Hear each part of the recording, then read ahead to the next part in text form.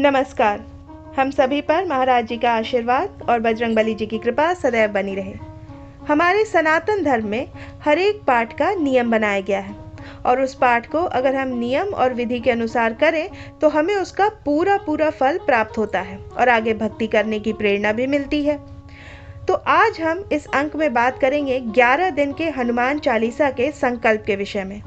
ये संकल्प हमें मंगलवार अथवा शनिवार को शुरू करना है। अब ये संकल्प किस तरह करना है वो मैं आपको बताती हूँ। अगर आप किसी भी चीज़ को एक निरंतर ढंग से करते हैं, यानी कि रोज़ वही चीज़ करते हैं और 11 दिन तक अगर आप उस चीज़ को करते जाते हैं तो वो हम उस चीज़ के आदी हो जाते हैं, यानी कि हमें उस चीज़ की आदत लग जाती है। और ये हनुमान चालीसा इतनी शक्तिशाली है कि ज़्यादा से ज़्यादा पाठ करने पर वो हमारे शरीर को पूरी तरह से शुद्ध बना देती है। फिर हनुमान जी तो ठहरे भक्त, वो हमें ज़्यादा से ज़्यादा, हम जितना उनकी भक्ति करेंगे वो हमें ज़्यादा से ज़्यादा और भी भक्ति प्रदान करते हैं। इसलिए ये संकल्प बहुत ही शक्तिशाली संकल्प है। ये हमारे मेंटल स्ट्रेस को, एंजाइटी को, टेंशन को, सबको दूर करके हमारे जीवन को सार्थक बनाता है, यानी कि हमारे जीवन को शुद्ध और भक्तिमय बनाता है। हमें मात्र 11 दिन तक ब्रह्मचर्य का पालन करते हुए रोज 11 बार हनुमान चालीसा का पाठ करना है। और आप ये देखिएगा 11 दिन पूर्ण होने पर आपके शरीर में नए बदलाव आएंगे, बल्कि अनुभूतियां होंगी, आपको शक्ति आएगी, आपके अंदर स्ट्रेंथ आएगी, आपका जो माइंड है वो भी कंसंट्रेट कर पाएगा, फोकस कर पाएगा। आपको बहुत ही ज़्यादा मदद मिलेगी इससे। इसलिए ये संकल्प बेहद आवश्यक है। और एक बार ये संकल्प ले लिया फिर तो आप चाहे 21 दिन का ले लीजिए या फिर 40 दिन का संकल्प ले लीजिए, 41 दिन का भी होता है, फिर 100 हनुमान चालीसा के पाठ भी होते हैं। फिर आपको इतनी मुश्किल नहीं आएगी। हमेशा शुरुआत ही थोड़ी कठिन होती है, फिर सब कुछ आसान लगने लगता है। और ये तो शुरुआत भी इतनी कठिन नहीं है, क्योंकि हर कोई हनुमान चालीसा का पाठ तो करता ही है। हर एक सनातनी को, ज़्यादा से ज़्यादा लोगों को हनुमान चालीसा कंठस्थ याद होती ही है, क्योंकि हर एक घर में हनुमान चालीसा का पाठ तो अवश्य होता है। इसलिए अब मैं आपको इस पाठ के नियम और विधि समझाती हूँ। ये पाठ अगर हम मंगलवार अथवा शनिवार को शुरू करें तो वो बहुत ही अच्छा है। हमें ब्रह्म मुहूर्त में उठना है। अगर आप ब्रह्म मुहूर्त में नहीं उठ पाते हैं तो कम से कम सूर्य उदय के, सनराइज से पहले उठ जाएं। उठ करके हमें 11 दिन तक शुद्धता रखनी है, यानी हमारे शरीर को शुद्ध रखना है, ब्रह्मचर्य का पालन करना है। और सुबह उठकर अगर आप ब्रह्म मुहूर्त में 11 हनुमान चालीसा का पाठ करते हैं तो वो सर्वोत्तम है।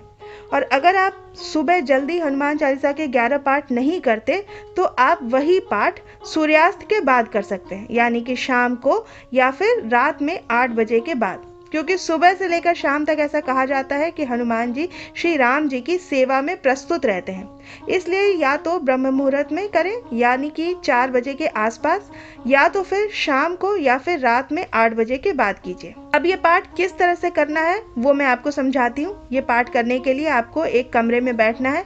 वहाँ पर राम दरबार की एक फोटो रखनी है, उसी के पास एक छोटी सी हनुमान जी की प्रतिमा भी रहेगी, वरना कोई भी हनुमान जी की छोटी सी फोटो फ्रेम भी आप रख सकते हैं।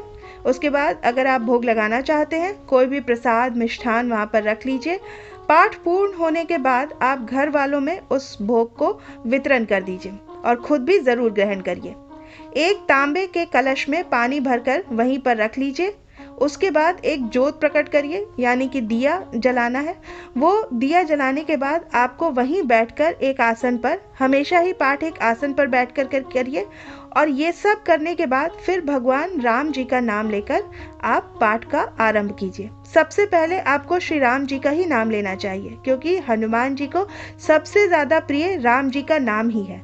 इसलिए अगर आपके पास माला है तो 108 माला फेर लीजिए राम नाम की, राम राम राम राम इस तरह, वरना आप राम राम वैसे भी करके बोल सकते हैं। ये करने के बाद आप हनुमान चालीसा का पाठ शुरू करिए। 11 बार आपको बिना रुके हनुमान चालीसा का पाठ करना है और आपको पाठ के दौरान बीच में उठना नहीं है। लगातार 11 बार पाठ करना है। और अगर आप मेरी बात करें तो मैं भी हनुमान जी के ज़्यादातर पाठ शाम को ही करती हूँ। और आप भी, कई लोग जैसे आप में से जो जॉब पर जाते हैं, बिजनेस करते हैं, इसलिए सुबह से शाम तक जिसको टाइम नहीं मिलता, लेकिन रात में देखिए, रात में हर कोई फ्री होता है। और अगर रात को भी आपकी जॉब है, आप नाइट शिफ्ट करते हैं तो आप ब्रह्म मुहूर्त में इस पाठ को कर सकते हैं।